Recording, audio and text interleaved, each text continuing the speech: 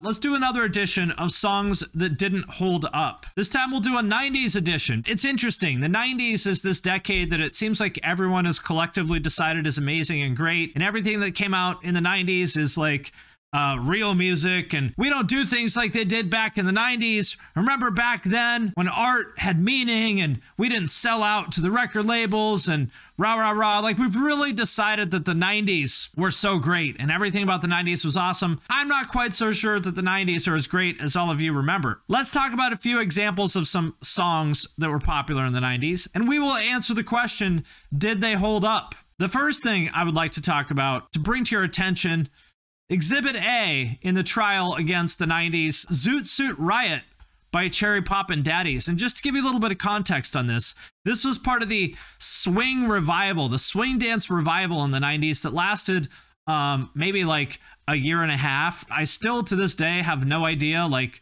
what this, like how did this happen? I don't know. This was like the kickoff moment for this whole thing. There was this Gap commercial from 1998 when they were all about khakis. This swing dancing commercial that was like a pop culture phenomenon.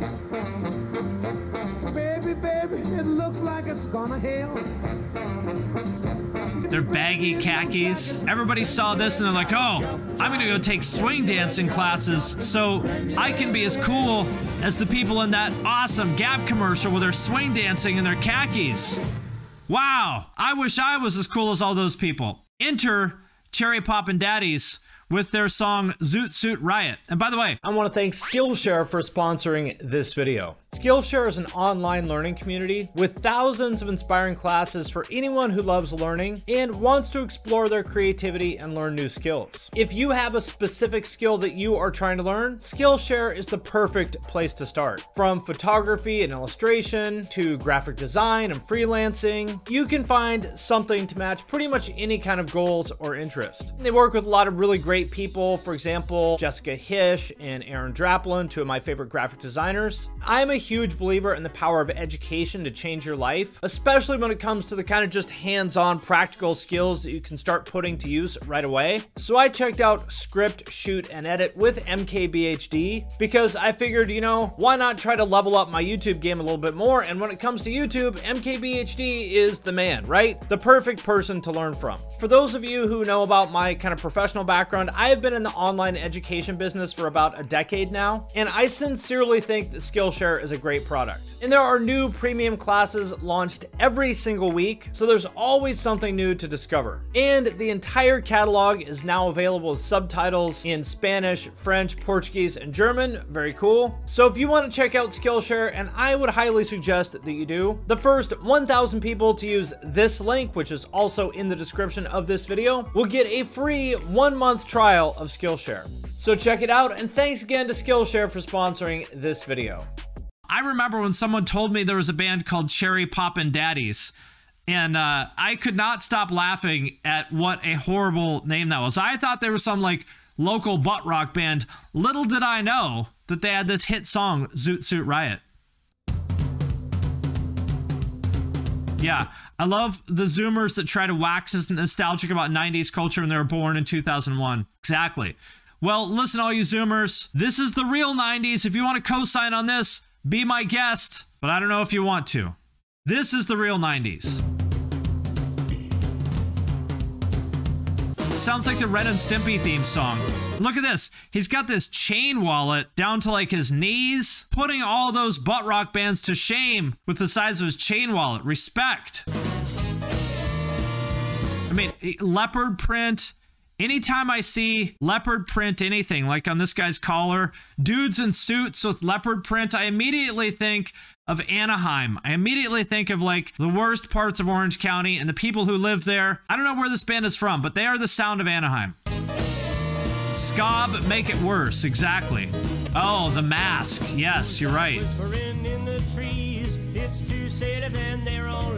This sounds like if you had me just like stand in front of a mic and I can't sing at all. They're like, hey, try to sound like some cool 50s crooner. And I'd be like, I can't sing. Like, just do it. Like, all right. They're from Eugene. Okay, close enough. And you've got this evil clown here. Like, is there anything more cringe than some guy in a zoot suit you know, with 50s hair who thinks evil clowns are cool. This is the 90s, my friends. Squirrel Nut Zippers, they were kind of good, actually.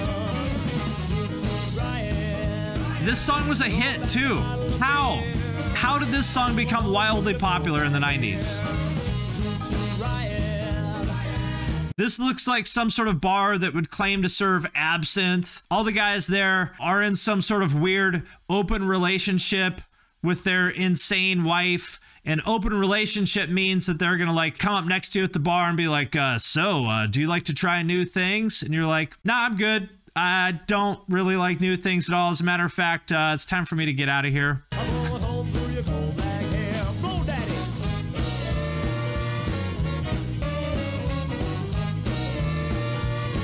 Like, how many girls saw this? There's so many like hardcore girls, for whatever reason, decided to reinvent themselves as like edgy Betty Page. It was a look. It was a bad look. Mistakes were made.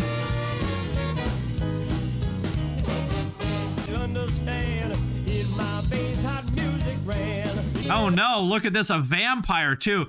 As if it couldn't get any more cringe. There's a vampire. Oh, God. That was rough. Look at this, like, wispy, puby goatee. God, goatees of any sort are bad enough, but this one, oh, God. It just looks like if you ever, like, see your mom get out of the shower by mistake when you're a kid, and you're like, ah, what is that? Ah! That's what his goatee looks like. Throw back a bottle of beer. Okay, well, I think we've seen enough of this. Do we really need to watch the rest of this? I don't think we do. I think we've seen enough to know the answer for this one. Does Zoot Suit Riot by Cherry Poppin' Daddies hold up?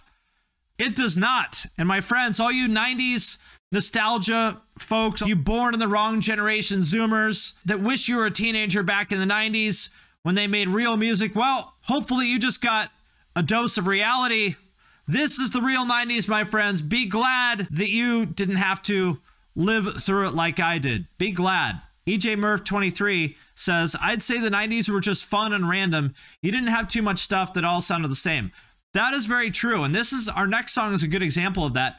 Peaches by Presidents of the United States of America. In the 90s, you could have like a top 10 hit song that was just like some sort of weird meme thing that sounded like, I don't know, some sort of like Nickelodeon skit joke song. For example, this song Peaches, which is literally about peaches. This is not a metaphor, at least as far as I know. This song is about peaches. Moving to the country, I'm gonna eat a lot of peaches. Moving to the country, I'm gonna eat a lot of peaches. Here, he's got his box of peaches here. In case you doubted him, this man came to the video set with a box of peaches, and I gotta say, I do like peaches. I prefer nectarines, I think. But peaches are pretty damn good. I'm moving to the country, I'm gonna eat. Yeah, oh, and look, that's another great example. How 90s is this? The drummer who uses splashes instead of crash cymbals. Is there anything more 90s than a splash cymbal? I'm a fan of splashes, I am, but I mean, that tells you everything you need to know. No bassist, 2 guitars, drummer just has a splash cymbal. That's what we did in the 90s. Everything had to be wacky and zany. You had to show everyone how unique and different you were.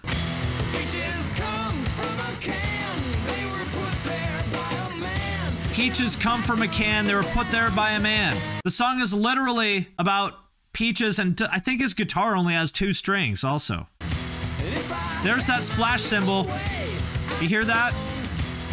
There it is. This guy's wearing a yellow shirt with these like gold bell bottoms. Why did everybody in the 90s have this obsession with being fucking different and edgy and just, ugh? And there's still people like this. You know, you go to fucking anywhere here in the Northwest, Portland or something, you still see people like this. You're just like, dude, it's not 1994 anymore. Drop the fucking thrift store guitar and the gold pants. Just stop. Nobody thinks this is cool. That's splash. Putting that splash to use.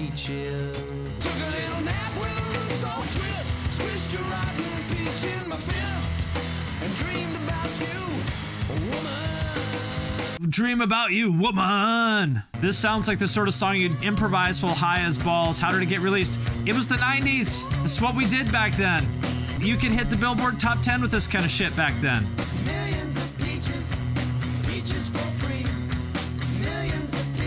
Free peaches. I would like free peaches. I don't think I could eat that many peaches.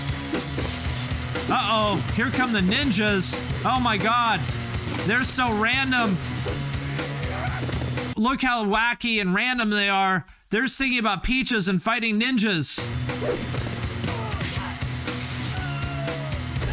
This is like sub-local band level in every way. This is a Nickelodeon skit. You're right. It is. This song is just created by Big Peach as propaganda. You're right. Now, does this hold up? It does not. And again, all my 90s apologists or 90s nostalgists, remember, this was the real 90s. This is what you're signing up for if you want to pretend the 90s were great. Now, I'll tell you what was great. Something that doesn't get enough discussion these days. Nobody is talking about Boyz II Men these days. But if you've watched any of my streams, you know how much I love this band. And this song, Motown Philly by Boyz II Men, absolute god tier shit right here. None of the Zoomers remember this, but look at this. Look at those fits. The dancing. The best fucking vocal arrangements ever. I will go to my grave proclaiming that. Listen to this song. It is an absolute masterpiece of vocal arrangements. Nothing is better than this. Color Me Bad? Get the fuck out of here. This shit is incredible. I want this to come back. Listen to all the layers of percussion in this. Like, what I really like is that go-go conga. There's like 8 layers of percussion in this song, in addition to like the horns and probably 8 layers of vocal harmonies. This song is just absolutely ridiculous.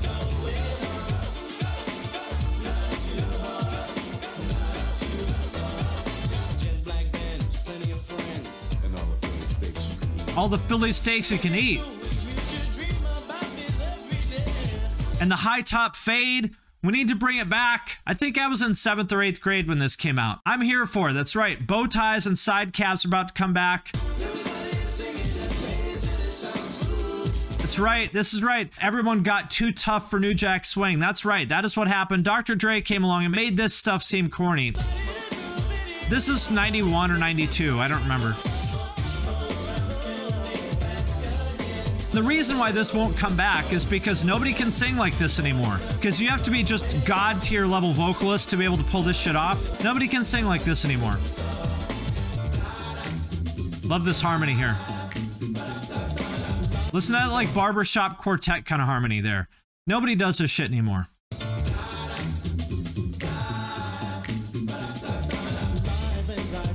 And look at how fucking fly is this man. Look at this. Look at these fits. I love everything about this. The Carlton look. Bring it back. Oh, look at this. This is how my mom used to dress when she had an office job in like 1988. The mustard yellow, like oversized blazer with the high-waisted beige shorts with his like silky button-up tucked in. Absolute fire. The shoulder pads, that's right. Bring it back. We need this aesthetic back in our lives. And the cane. That's nice. Listen to this arrangement. God damn it. If you're into production at all, whether you like this or not, fucking shit. Listen to this arrangement. Like during this breakdown here, listen to all the layers of like, there's some samples, there's all this percussion going on. Even during the breakdown, it's like this most super intricate arrangement. The sleigh bells. These vocal harmonies. Take me back, my friends. This is as good as it gets. This is the good side of the 90s. Before everything got weird, before everyone wanted to be like edgy and quirky. Take me back. Motown Philly by Boyz II Men. Does it hold up? I would say abso-fucking-lutely it does. This is real music, my friends.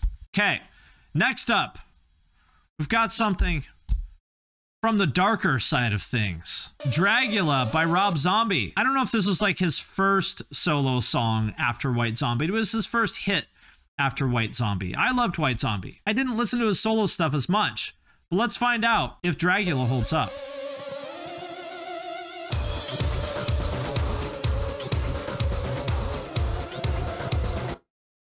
At first I wanted to say, man, his videos were really good. And maybe they are. I mean, I understand they're sort of intentionally corny and campy and stuff, but this is a little rough. It's a little 90s.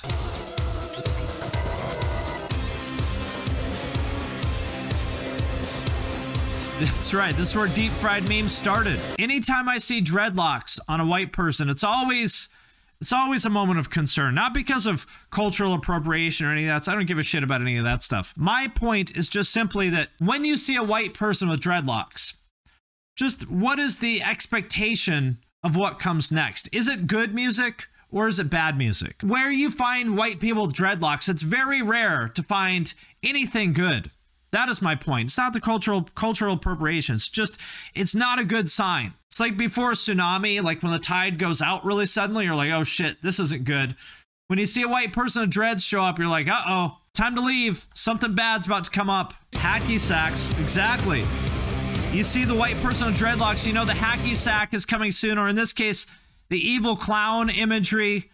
What is it with the evil clowns? Why do people think this is so cool and profound? Like, why do people think that it's so, like, disturbing and sinister to have, like, an evil clown?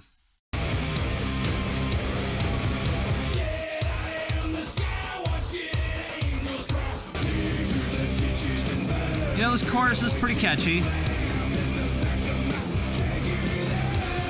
I remember this being better than it was.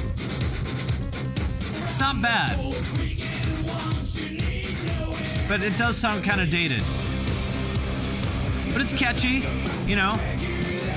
Let's put it this way. If we're asking, does this hold up compared to Presidents of the United States of America and Cherry Poppin' Daddies? I would say it does. I don't know if it's the best thing I've ever heard in my life, but it's certainly not the worst. I wouldn't be opposed to it, so I'm going to go ahead and say that I think it does hold up. Maybe not the best thing in the world, but I do think it holds up. That's what I think. We've talked about a couple things that held up, a couple things that didn't. And then there's, you know, there's stuff that's just kind of a question mark.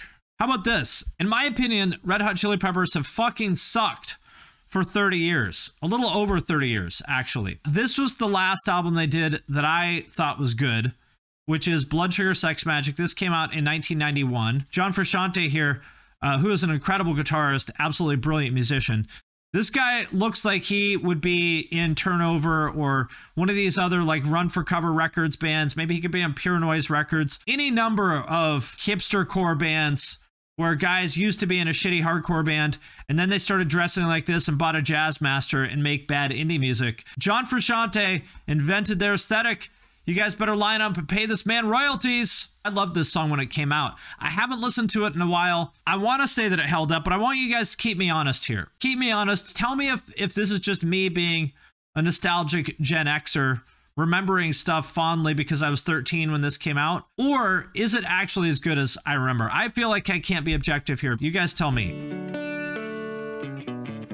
Beautiful guitar playing. John Frusciante is a beautiful and incredible musician. I think everybody would agree with me on that.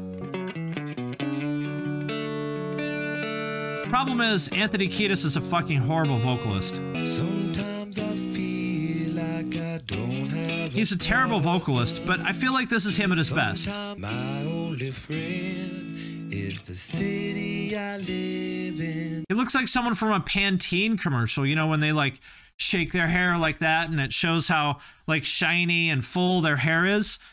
He should be a shampoo model. Yeah, he is a good front man, a horrible singer. Very cringe person in general, yes. I gotta say, Flea, absolutely fucking incredible bassist. Not just because he's like technically good, although he is very good technically. He actually plays his bass like an instrument. He writes bass lines, not just like doubling the guitar. He knows when to show off. He knows when to lay back. The guy is a goddamn legend. So is the drummer. Like everybody in this band other than Anthony Kiedis is a fucking superb God tier musician. I gotta give him a shout out for that. I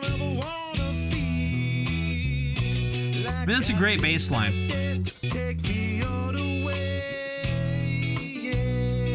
These hats, man, every like fucking stoner alternative person when I was in the 8th or 9th grade dressed exactly like this. The you know, collared striped shirt. I don't even know what you call these like, you know, ski hats with the ear flaps. Maybe I'm just being nostalgic. I kind of miss it. I hated it at the time, but I kind of miss it. That hat definitely stinks. The hat smells like dirty hair and weed.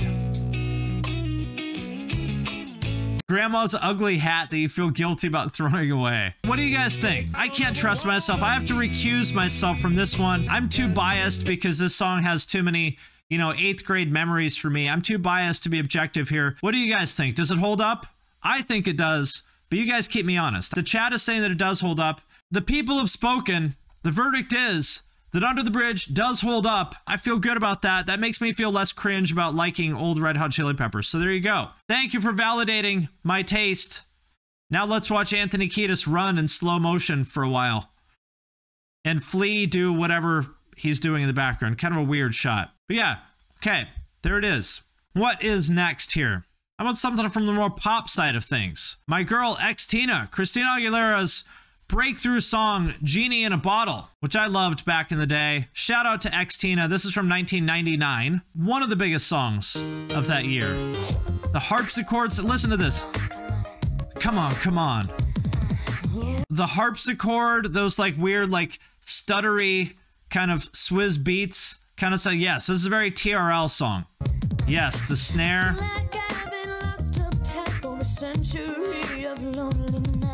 No. Listen, you are crazy.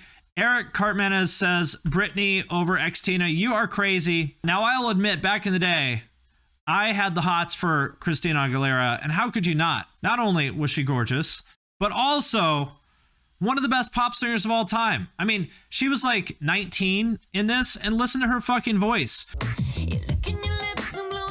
Imagine being 4'11" and 19 and being able to sing like this. Jesus. That synth.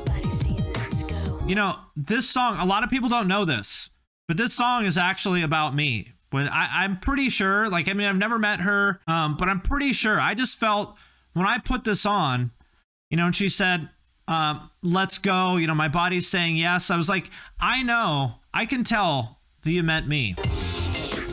And these fits, I mean, look at this. If you want to get on the real Y2K, you got to get on this. Whatever these like bright orange parachute pants with the halter top tank top thing that looks right out of the Gap catalog from 1999, get on it.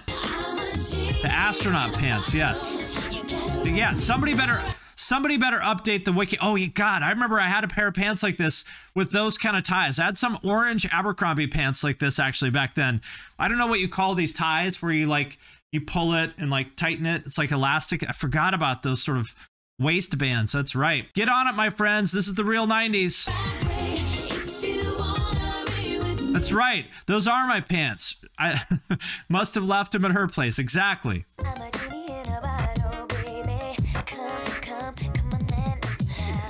I'm a genie in a bottle. Come on and let me out. I heard that in my headphones back then. I was like, okay, Christina, I'm on the way. Don't worry. I heard you. I got the message. I'll head over right now. You just got to let me know your address. Just email me at my Hotmail account, and I'll head over as soon as I can.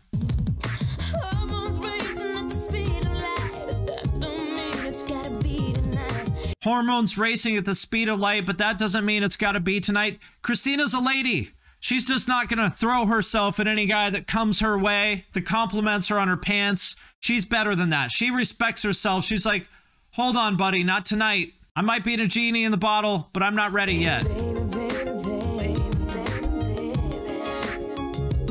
Oh, look at this guy. Damn. His bucket hat with the paisley shirt. We got to find this guy and just ask him, how did it feel to look so fucking fly in the Genie in a Bottle video?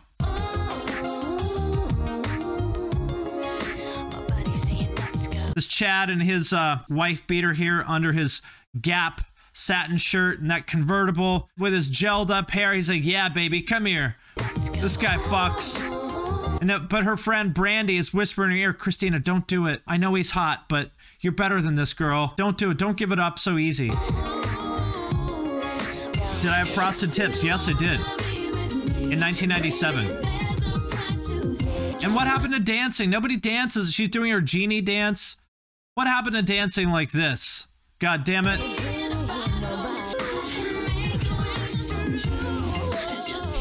Listen to that voice. Anyone who's on Team Britney over Xtina has terrible taste. Terrible. Fuck Brad. That's right. Fuck Brad. Look at this fit, man. This is like peak Gap. The Gap was the shit from like 96 to 2001 or so. The Gap was on top of the world. If you wanted to dress like this, just head to the Gap and this look could be yours. I'm European and I would still dress like this today. I believe it. Exactly. Call me on my landline. My body's saying let's go, but my heart is saying no. See, she has some respect for herself. She knows. Oh, shit, doing this, like, look at that. This is how you know that someone is a powerful R&B singer. So when they sing like this, like, they're turning away, they're holding up their hand because the vibes are so strong that the power is almost overwhelming. It's too much.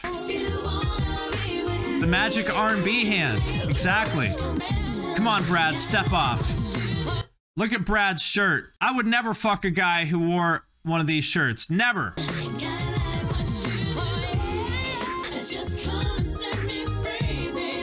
There we go. Does it hold up? Hell yes, it does. Absolute certified classic. Put some respect on Christina's name. Best voice in the game. Great song.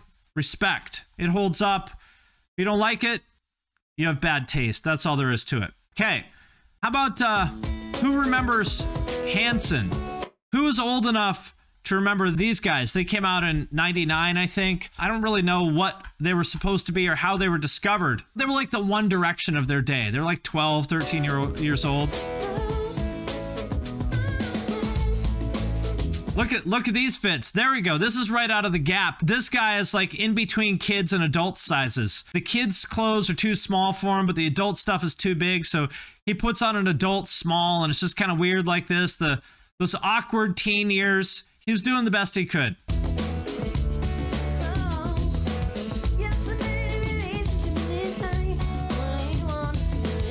Everybody hated Hanson back then, by the way. It's actually a fucking good song. And I mean, they were kids. They're like 12. Like, they're actually super talented musicians. And, you know, if you wanted to be cool back then, you would dunk on Hanson and make fun of them because they were gay and blah, blah, blah. Because, you know, teenage girls loved Hanson. And, you know, it's sort of an unfortunate fact that when it comes to people who have quote unquote good taste in music, they always seem to hate anything that young women like, that girls like, because they hate women. It's an unfortunate fact. And so if you wanted to sound cool back then, you would dunk on Hanson. But the truth is, if you listen to this, is this the best song in the world? Probably not, but it's pretty fucking good when you consider they're like 13. Like, they're legit musicians. Yeah, that's right. Recorded to tape. That's right. This shit, like, they're fucking good musicians. Oh, the dreads. Poor kid. This is child abuse. Whatever parent or stylist decided that it'd be cool to give the drummer these cornrows should be put in prison. Look at this. G-rated. Hey, guys, let's go explore that cave. What a nice concept for a video. This shit is good. Like, obviously, it's like a corny pop song. But these kids can play. Like, imagine seeing this band play at some open mic or something. They're like children. You'd be like, what the fuck? Who are these kids?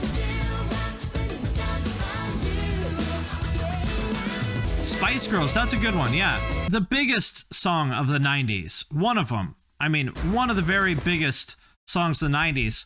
Wannabe by Spice Girls. I was always on Team Sporty Spice, personally. Most of my friends were into Posh Spice. You know, certainly a valid choice. But I was on Team Sporty Spice. And then there's all the e-girls who dress like this now. Just look at how influential Spice Girls were. Absolute icons. Real G's are on Team Hanson, too. The rare Ginger Spice appreciator. Ginger Spice looked like the cool mom who's hanging out with her 4 daughters. She does.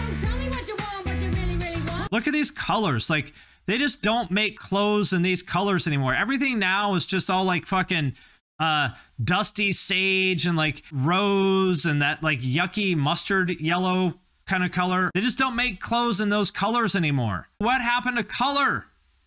Why does nobody wear color anymore? I'll tell you what I want, what I really, really want. So What a hook. what you want, what you really, really want. If you wanna be my What a lover, hook. you gotta get with my friends. And the Make it dancing. last forever. You know what this reminds me of? Is Space Channel 5. Anybody remember that game? Probably not an accident. Came out around maybe 2 years or something after the Spice Girls. Probably not an accident. Proof that this song holds up is you play this song now, and to this day, everybody still knows this song, of all ages. You know, my 15-year-old niece probably knows this song, and she wasn't even born for like 8 years after it came out. Exactly. When the Beatles make a song like this, I'll respect them. Then I'll say Exactly. goodbye. If you wanna be my lover, you gotta get with my friends. I feel like a lot of people were confused about the message of this song. You know, when they said, if you want to be my lover, you got to get with my friends. A lot of people were confused. You know, they thought that this was some sort of poly anthem. Of course, we didn't have the word poly back then, but they thought that it's like, oh, if you want to be with me, you got to fuck my friends too. No, you sickos, you perverts, get your minds out of the gutter. It's not what this song is about. This song is saying, hey, if you want to be with me, you have to get along with my friends too. Can't be an asshole to my friends. That's what it's about. Wanna get with me, you gotta listen carefully. We got M in the place who likes it in your face. You got G like MC. Look at these guys. These guys are just having the time of their lives. Who are these quirky young women who decided to come rap at us while we were trying to have some evening tea? Well, by Jove, I'm just tickled pink to see the sight of these young ladies. Somebody's down and wine, it's all around. They don't care about all the uptight conventions. They're here to have fun and party. If you can't handle it, that's your problem. Get out of here. There's no fun allowed. What a 90s trope of like the adults trying to squash the fun. These uptight adults don't want these young folks coming in here and singing and dancing. It's true. This is a one-take video, isn't it? That is hard. But look, and I never knew Steven Tyler of Aerosmith made a cameo. Wow, look at him. Incredible. He looks great.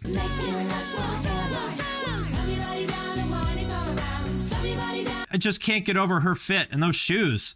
I just miss color. It's just reminding me of the 90s when people still wore color. Bring it back. We need it. You have a friend that dresses like Sporty Spice. Shout out to her. Oh, they're so fun and unconventional. They just had a great time. They just showed all those conservative old stuffy busybodies what fun looks like. Shout out to the Spice Girls. Does this song hold up? Anybody who says this song does not hold up has bad taste. You're wrong. You're a hater. Of course the Spice Girls hold up. Of course they do. Last one we have for tonight is a band that a fair amount of people have asked me about. I don't know why people keep asking me about this band, but they do. I actually listened to Primus quite a bit starting, I think I found them in like 1990, 91, pretty early. This was from their third or fourth album. I think it got big on Beavis and Butthead or something like that. Wynona's Big Brown Beaver. And at the time, the rumor was that it was about Wynona Ryder, who was big in the 90s, dated Johnny Depp. Jesus Christ, what a fucking aesthetic couple. It is just fucking unreal how good looking Johnny Depp was back then. I mean, he still is, but Jesus, that prime 90s Johnny Depp, absolutely devastatingly good looking. It hurts my soul. Just makes me angry at the world that there are people this good looking that exist. Now, the rumor was that this song was about Wynona Ryder because, you know, it was the 90s. She was a 90s babe, but not true. It turns out the song is actually about a beaver. Les Claypool said basically he was out fishing, came around the corner, stepped into the creek. It was this big furry mass coming my way. It was a giant beaver. So it kind of got in my head, this big brown beaver. Well, okay, how can I make a song out of that? Then it became Wynona's got herself a big brown beaver. So the Big Brown Beaver is literally about a big brown beaver. And how strange is it that this band was actually kind of popular in the 90s? This is an example of how strange the 90s were. That this was like on MTV kind of a lot. And this is weird even by 90s standards.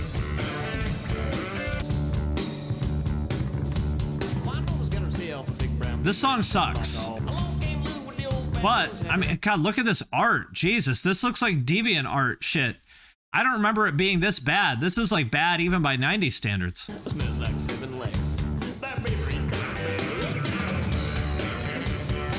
This is not really a song. It's just like, you know, some super talented musicians jamming some weird parts. Yeah, this song has the older brother who listens to offbeat music energy. They're all incredible. Unfortunately, their songwriting became really bad. Their early stuff, I think, is good. Like, Frizzle Fry is pretty good. But by this album, they just started playing weird, rambling, whatever. Obviously, they can play, but they just stopped playing songs and just started playing weird shit. And I mean, 4.5 minutes of this, it doesn't really change. I liked Primus a lot back in the day, so as much as I want to say that this holds up, I don't think I can. I respect that it got as popular as it did, being so fucking weird, but I can't really say that it's good. Video, also just kind of weird, you know? Big respect for Primus, but I can't say that this song is one that necessarily holds up. So with that, we will conclude this edition of songs that did or didn't hold up, the 90s edition. But we'll be back with another one, so stay tuned for that. In the meantime, just remember, my friends, if you want to co-sign for the 90s, if you want to be one of these born in the wrong generation types who thinks that, you know, you wish you were a teenager back in the 90s when real music was popular, just remember, that means you also need to sign up for Presidents of the United States of America and Cherry Poppin' Daddies. So don't tell me you're a 90s kid unless you're willing to go to bat for Cherry Poppin' Daddies. That is my final word.